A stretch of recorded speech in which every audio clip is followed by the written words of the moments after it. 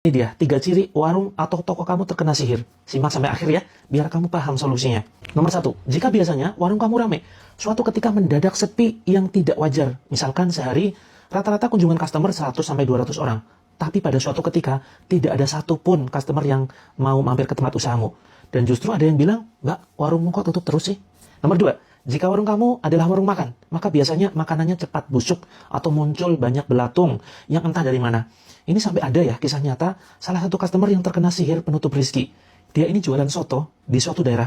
Untuk kepentingan privasi, saya tidak sebutkan nama warung dan daerahnya ya. Nah, sotonya ini mangkuknya menggunakan batok kelapa. Dipercaya atau tidak, suatu saat warung ini sepi luar biasa. Dan ketika si pemilik warung ini menyiapkan batok kelapa yang baru saja dibelinya fresh dari warung lain, ternyata ketika dibuka kelapanya, ya, air kelapanya ini berubah jadi darah. Jika kamu punya usaha selain warung makan, biasanya toko kamu mendadak banyak binatang kotor dan menjijikan, semisal kecoa, kelabang, bahkan belatung yang entah dari mana muncul secara tiba-tiba. Tapi jangan lupa ya, cek juga di lingkungan sekitarmu. Bisa jadi di lingkungan sekitar kamu memang kotor dan menjadi sarang hewan tersebut. Atau bisa juga muncul bau sangat busuk atau bau bangkai di tokomu tanpa sumber yang jelas. Nah, ciri yang ketiga, pemilik toko biasanya sering sakit-sakitan. Bahkan karyawannya yang menjaga toko pun juga sering sakit. Dan anehnya ketika pulang, sakitnya sembuh. Nah, bisa jadi jika banyak karyawan di toko kamu, karyawanmu sakit bergantian.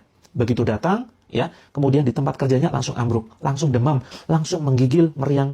Nah, anehnya setelah pulang, atau posisi di luar toko, ya, karyawan tersebut sehat kembali. Nah, ini bisa jadi karena efek dari sihirnya.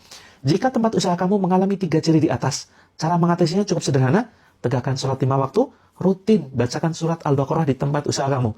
Jika kamu memiliki karyawan, edukasi karyawan kamu untuk menegakkan syariat Islam, antara lain menutup aurat, kemudian sholat 5 waktu, sebisa mungkin berjamaah di masjid, baca zikir pagi petang. Apalagi kamu sebagai owner, jangan sampai nunda sholat, apalagi jarang sholat ya.